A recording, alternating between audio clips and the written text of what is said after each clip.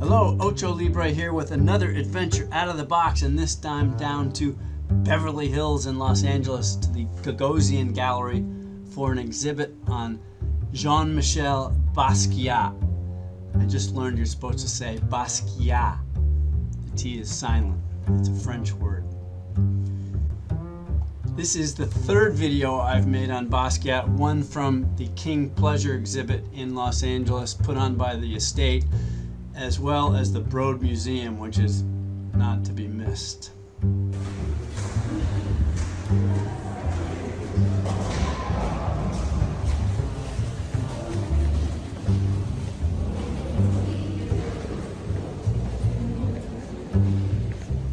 Anybody fall on these? Trip, but stumble, but not fall. We're here to catch you. This is a video of the main gallery, and I'll show you the paintings individually. It's not that big of an exhibit. I actually took pictures of every single painting so we can discuss some, but just a quick trip around the main room. In case you don't know, Gagosian was a big champion of Basquiat and brought him out to Los Angeles, and this exhibit is all about paintings. I think there were over 100 that he created during his 2-3 years here in LA. Part of it working in Larry Gagosian's house in Venice Beach.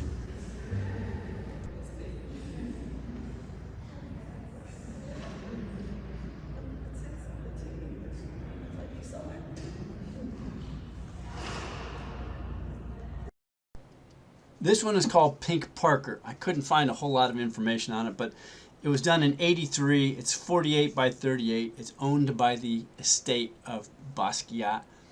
It's obviously a tribute to Charlie Parker, who was one of his fascinations. There's a little bit, it's got collage paper and some pink paint slapped on it, but there's some musical notation and some bunch of words, Parker words, musical kind of words.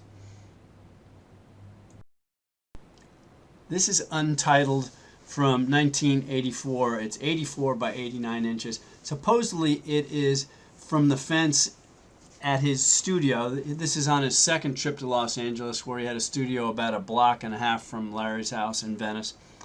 And he tore down the fence and created this painting on it.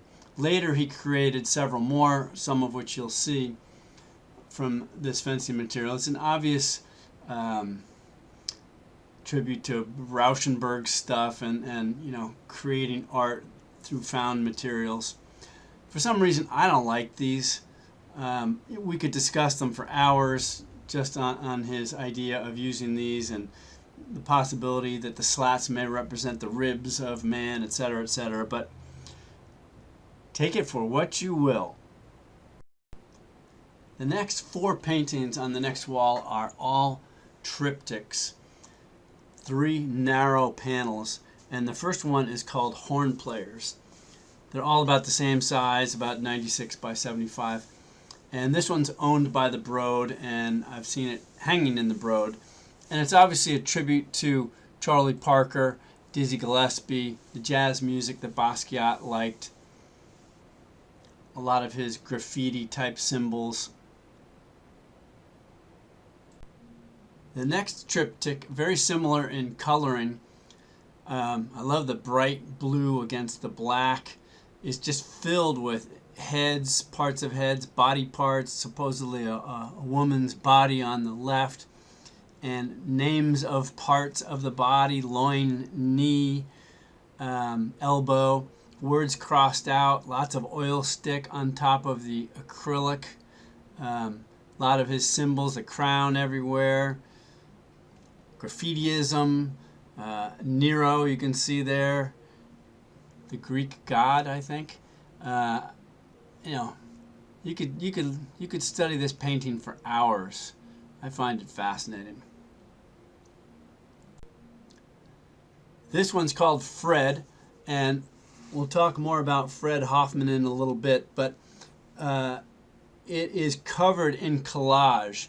And if you looked at it really closely, you could see all of the what looks like kind of beige paint is filled with Basquiat's musings, writings, etc. And on top, repainted over the top with a giant X over the whole thing, and various pictures of Fred, very stern looking. And it says finished product. We'll talk about how this is a product later. The Year of the Boar, 1983. Title taken from the Chinese horoscope. I love this painting. The simplicity of this painting compared to the complexity of the other paintings, which have so much detail, I find fascinating. It reminds me of I think the last painting, or one of the last paintings he did, is Riding with Death, which some people attribute to a drawing from Leonardo da Vinci, but it's also a very simple painting with a mask-like face on it. Very cool. Larry Gagosian, probably the world's most uber art dealer, was a huge champion of Basquiat. He met him in '81 in New York and then brought him out to Los Angeles for an exhibit that he put on in '82. You can stop the video and read more about it if you like, but he put Basquiat up in his house in Venice Beach, which you can see here, and that was the first visit Basquiat made to LA, and he made a second one, I think, the next year in making his 100 paintings. This painting, untitled, from 1983, is 96 by 126. Huge painting filled with collage of all his scrawlings and scribblings, and then painted over with this head. And I'm going to read to you from the book I got at the exhibit here, because I can't describe it as well as the book does. So Basquiat depicts himself as an oracle, spewing his thoughts and inner musings, including a few references to his own life, complemented by a vast array of seemingly random and disparate cultural as well as historical references. While only marginally concerned with recognizable self-depiction, the work nonetheless captures aspects of Basquiat's physiognomy, I had to look that one up, and capacity for expression. Notably, he portrays himself with upward-thrusting dreadlocks, his signature defining feature. He also depicts himself as a young man of great vitality with eyes wide open, peering intensely outward. These eyes do not permit the viewer to penetrate inside his head. Basquiat further asserts his vitality with the inclusion of an upward-pointing arrow beginning alongside his right eye and moving beyond his right ear, often appearing in both paintings and works on paper. This symbol was one of the artist's primary means of alluding to the transcendence from external observation to internal exploration. The inclusion of the arrow here, integrated into the head image, was Basquiat's means of commenting on his state of mind. So it's fascinating to me to read these descriptions of his art, and you have to take them with a grain of salt, I believe, because a lot is read into Basquiat's art. He was often kind of obtuse in the interviews that I've seen about his description of the art. But one of the problems with his art is, over the years, because many of his things he didn't title, people titled them for him. So there's some discrepancy with some of his works about, did he actually title it himself?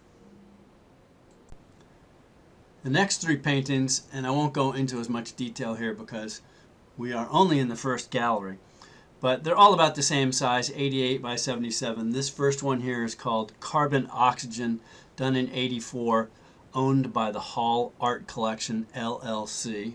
Don't know what that is.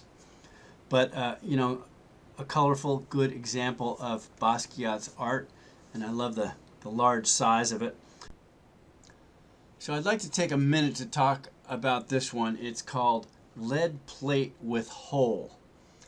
I looked it up, couldn't find a ton of information. It was sold at a Christie's auction in 2011 for about $2 million to a European fashion designer named Jerome Dehaan, I believe.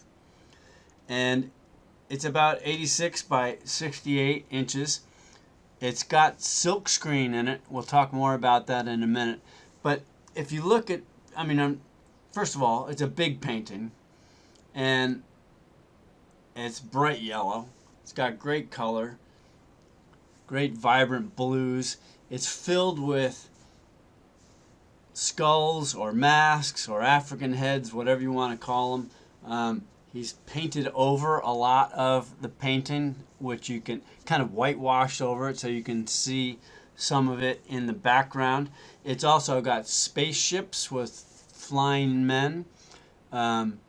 There's a sort of a bull Picasso type symbol, maybe an Empire State Building or some New York skyscraper there.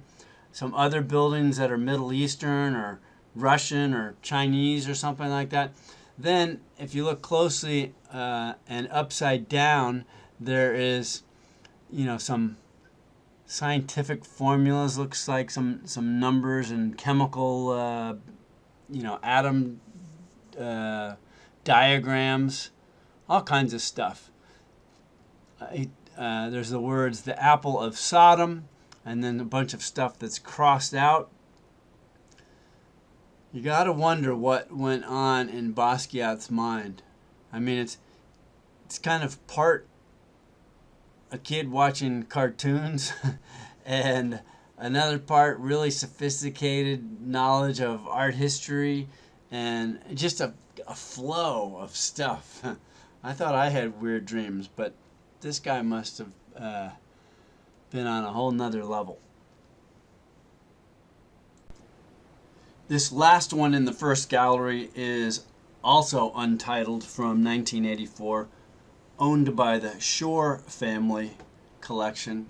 Apparently they have quite a few and purchased a number of paintings directly from Basquiat's studio in 84, I think.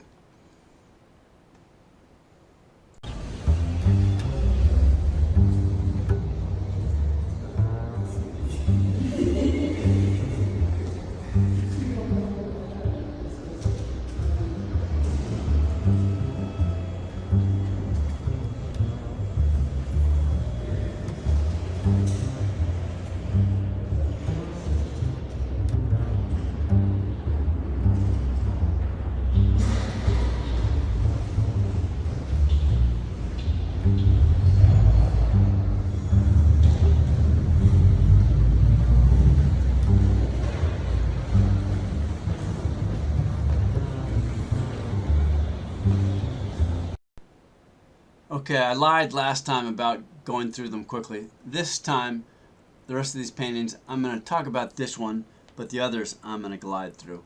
So I really thought this was cool. If you look at it, these are paintings on two doors. The one on the right has like an attachment of plywood. But the self-portrait here of Basquiat, it's hard to see in the photo here, but there's just a hairline white outline inside the face. And of course his dreadlocked hair and everything, and then sort of as you look at it, the body is outlined on the bottom part with the bones exposed, and the door is it's just a trashed out door with this drawing on it. I thought it was a super cool sort of old school Basquiat work.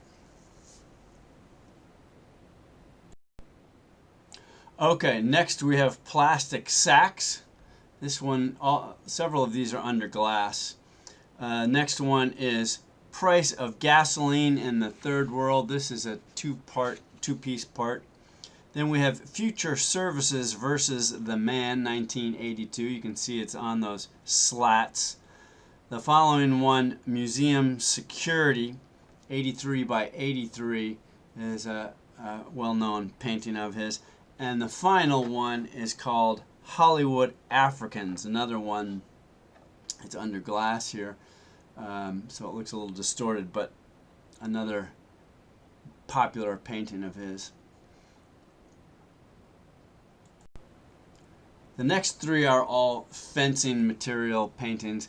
I think this was fencing that he purchased in New York and created these paintings. It wasn't quite the same feeling, at least to me, as that original one from Venice. And that leads us to the third and final gallery, where we have a really cool painting. In the upstairs gallery at Gagosian, which is quite tiny compared to the other two, is this painting called Tuxedo, which I find really interesting. I didn't know too much about this until I read the material I got at Gagosian. But what happened was, when he came out to California in 1982, he wanted to do some silkscreen work. So I believe Gagosian put him together with this guy named Fred Hoffman, who had a company called, I think it was New Art City Prints. And he helped Basquiat create and execute these silkscreen paintings. So this one, Tuxedo, it's about almost 10 feet tall, 60 inches wide, and there were 10 of them made. And Basquiat did something, according to Hoffman, that was quite unique by switching his drawings, which were black and white, some color, into white on black, which is what you see here. And interesting for a bunch of reasons, his being black and all that other stuff. But what strikes me most about this is just all his mind dump.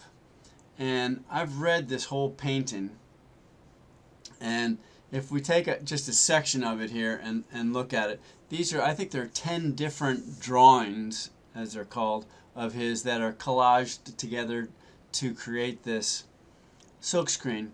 But this one here, which has kind of a picture of, I don't know, a rat, elephant kind of figure in the middle, with the words jaw and copyright symbol. You see a lot of Basquiat's symbols, crossed out words, arrows,